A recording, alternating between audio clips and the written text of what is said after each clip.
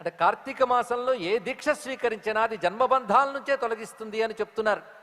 అటువంటి కార్తీక మాసంలో సారభూతమైనటువంటి ఏకాదశి నుంచి పూర్ణిమ వరకు చెప్పబడ్డ పంచ మహాపర్వాల్లో ప్రారంభ కాలంలో మనం ఉన్నాం.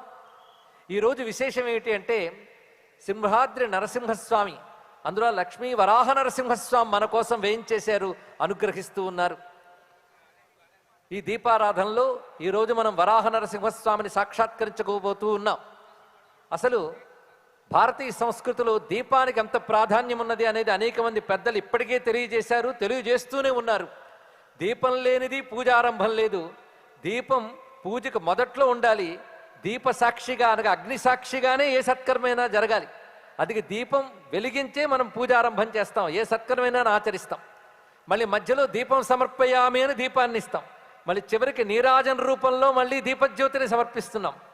అంటే సత్కర్మకి ఆరంభము మధ్య చివర కూడా దీపమే ఉన్నది. మన అగ్నిసాక్షి అని అగ్నిహోత్రాన్ని ఏదైతే చెప్పుకుంటున్నామో అది దీప రూపంలో నిత్యం చేస్తున్నాం.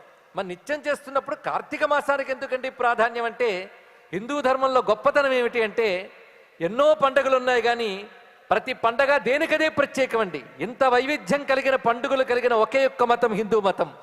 ప్రతి మాసంలో ఒక్కొక్క ప్రత్యేకత ఉంటూ ఉంటుంది.